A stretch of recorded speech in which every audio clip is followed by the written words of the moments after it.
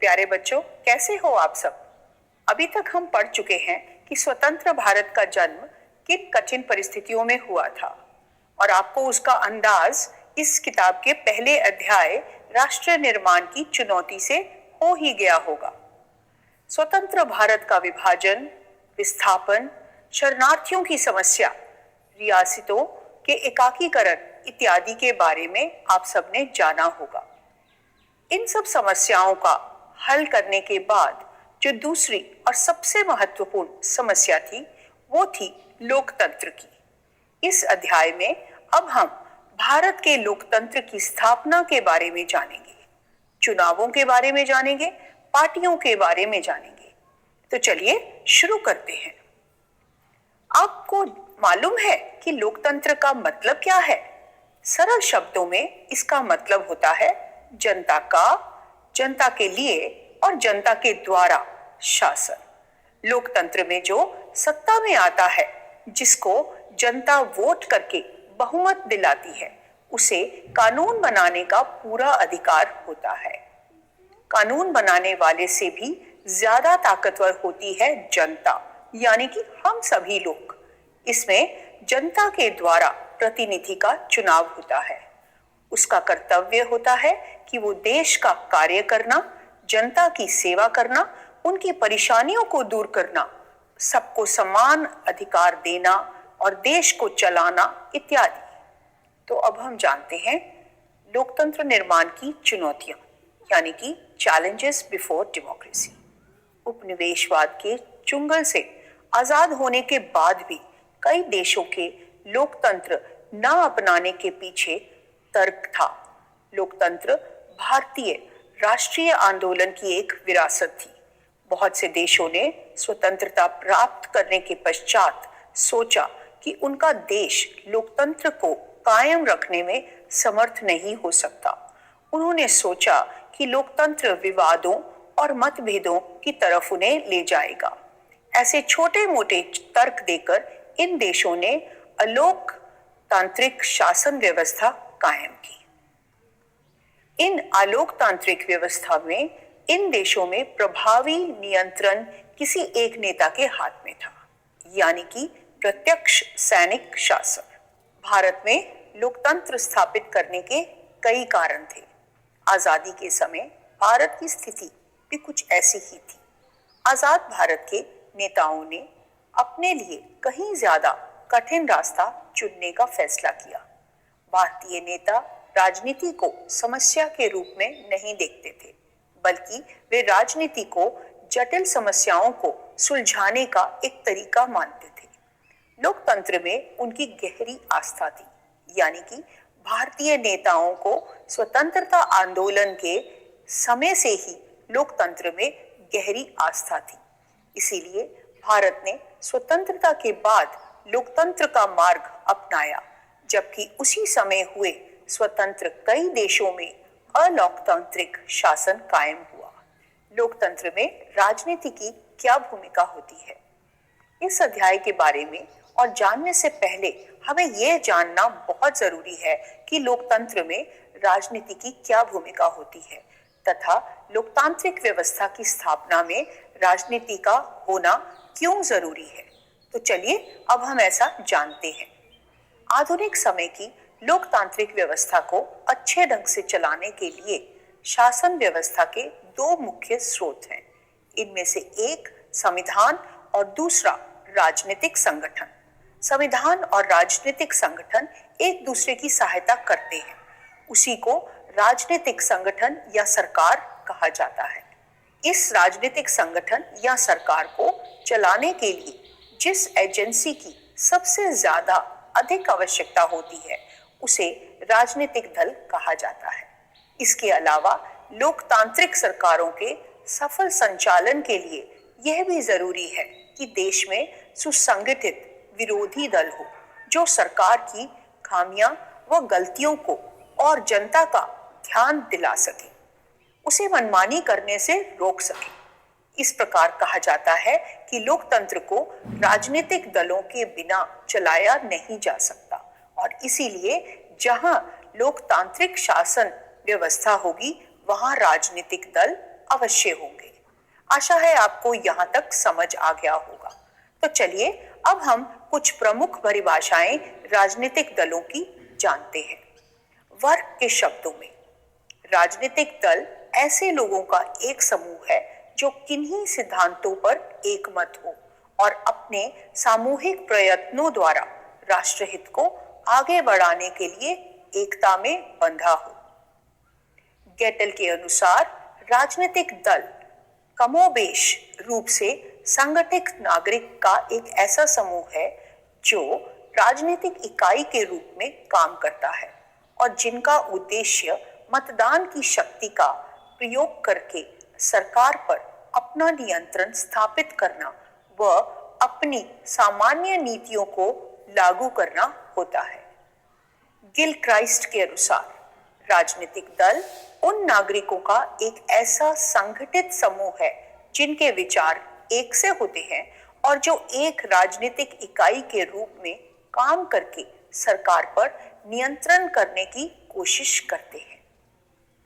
अतः इन परिभाषाओं के आधार पर कहा जा सकता है कि राजनीतिक दल ऐसे लोगों का एक संगठित समूह है जिनके विचार एक रूप से होते हैं और जो राजनीतिक इकाई के रूप में काम करके राष्ट्रहित को आगे बढ़ाने का उद्देश्य में एकता में बंधकर सरकार पर नियंत्रण करने की कोशिश करते हैं। अब हम आवश्यक तत्वों के बारे में जानेंगे। पहला, मौलिक सिद्धांतों पर एकता, एग्रीमेंट ऑन फंडामेंटल्स। एक राजनीतिक दल समान राजनीतिक विचारों और सिद्धांतों को लेकर गठित होता है। दल के सभी सदस्य इन सिद्धांतों को एकमत होकर स्वीकार करते हैं।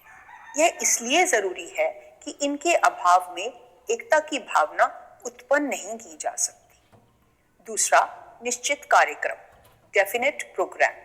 राजनीतिक दलों का सामाजिक, आर्थिक और राजनीतिक समस्याओं से संबंधित निश्चित कार्यक्रम होना चाहिए और इस कार्यक्रम को लागू करने के लिए दल के सदस्यों को वचनबद्ध होना चाहिए।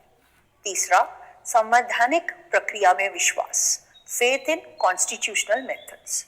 राजनीतिक दलों के लिए सत्ता पर अधिकार प्राप्त करना सबसे महत्वपूर्ण काम समझा जाता है। इसे वे जनता का समर्थन पाकर ही प्राप्त कर सकते हैं। इस उद्देश्य को पूरा करने के लिए वे शांतिपूर्वक और संवैधानिक उपायों का सहारा लेते हैं और मतदान में बहुमत पाकर सरकार बनाते हैं।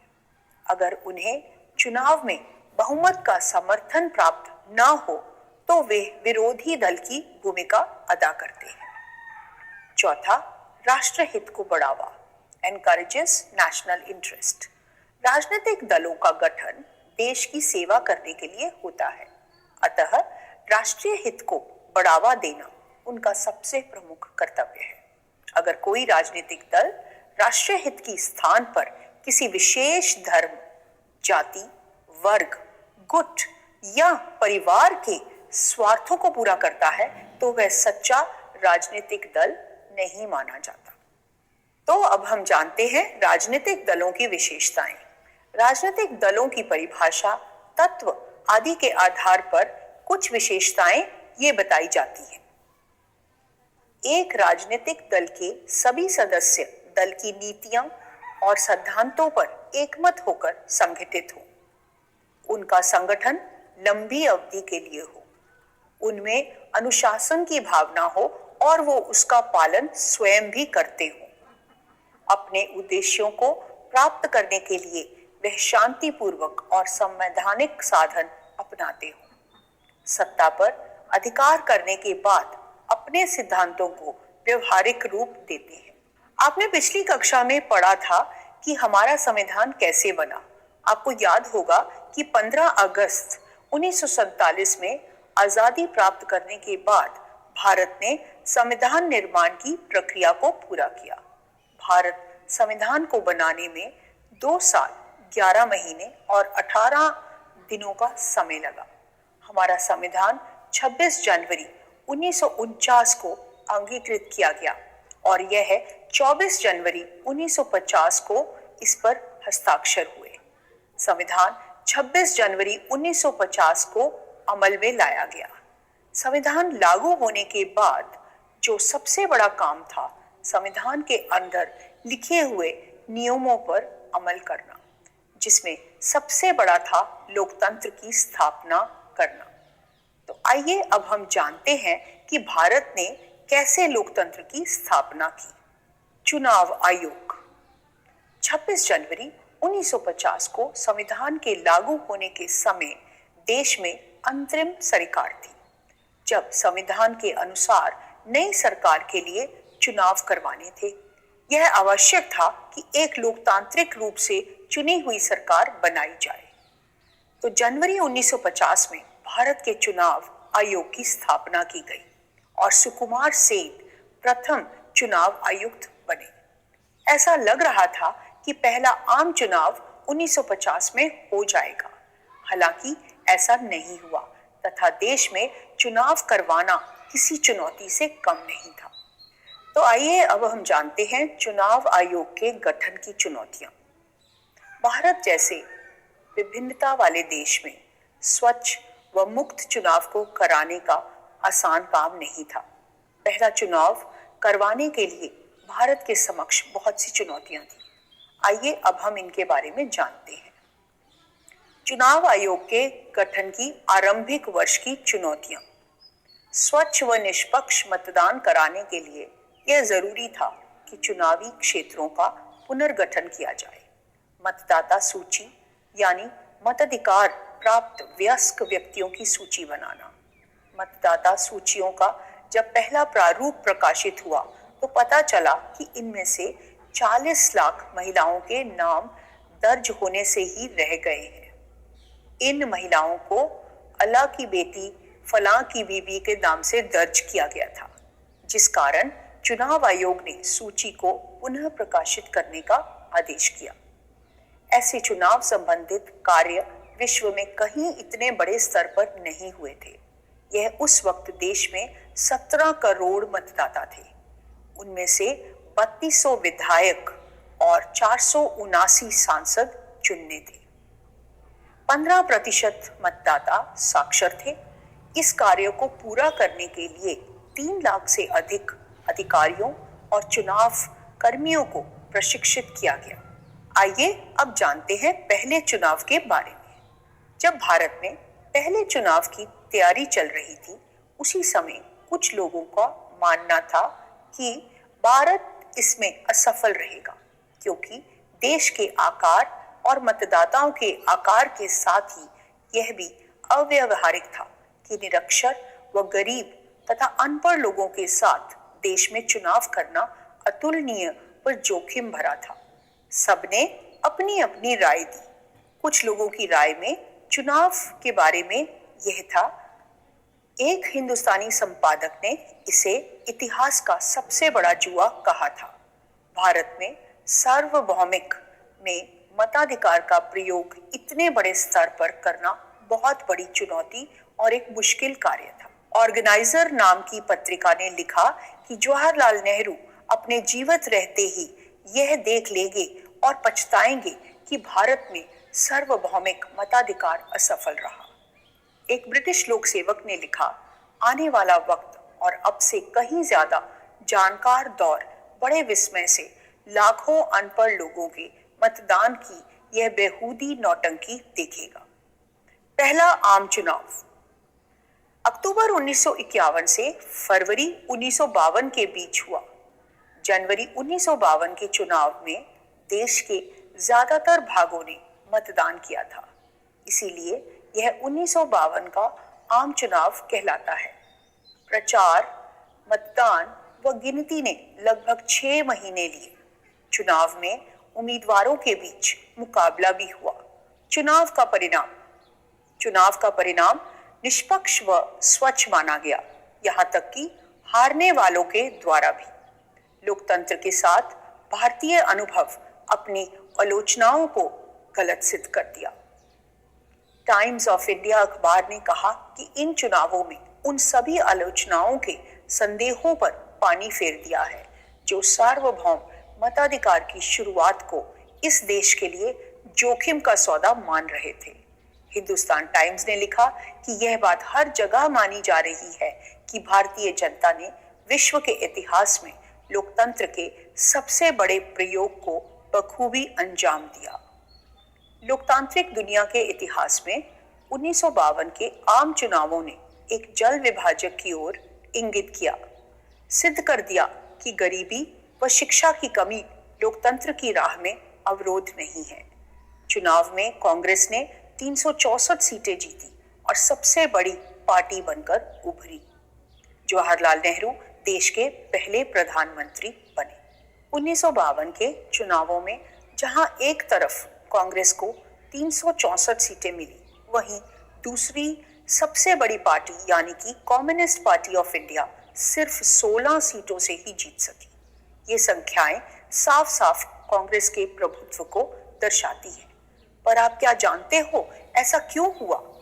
कांग्रेस पार्टी को स्वाधीनता संग्राम की विरासत हासिल थी। तब के दिनों में यह एकमात्र पार्टी थी जिसका संगठन पूरे देश में मजबूत था।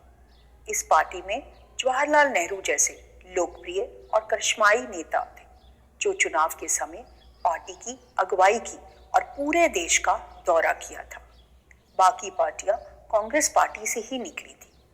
कांग्रेस एक ऐसी पार्टी थी जो सभी को साथ लेकर चलती थी, जैसे कि हिंदू, मुस्लिम, अमीर, गरीब, गर्मपंथी, नरमपंथी, दक्षिणपंथी, वामपंथी, मजदूर, किसान, उद्योगपति आदि।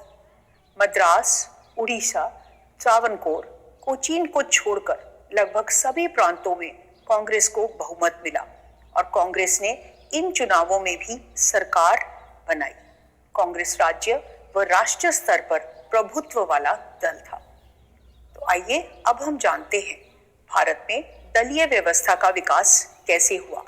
दलीय व्यवस्था यानी कि कांग्रेस की स्थापना।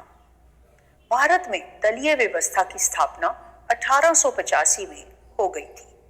भारतीय राष्ट्रीय कांग्रेस की स्थापना 1885 में की गई।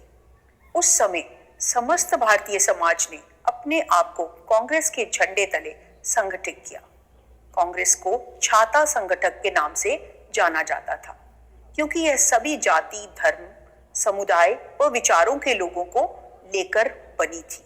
भारतीय राष्ट्रीय कांग्रेस 1947 के बाद राजनीतिक दल के रूप में उभर कर सामने आई। 1947 के बाद नेहरू के नेतृत्व में इस दल ने जन आंदोलन में एक राष्ट्रवादी राजनीतिक दल के रूप में परिवर्तित कर दिया।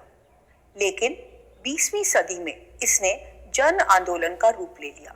धीरे धीरे यह पार्टी एक जनव्यापी राजनीतिक पार्टी के रूप में सामने आई और जल्दी ही राजनीतिक व्यवस्था में कांग्रेस ने अपना दबदबा कायम कर लिया।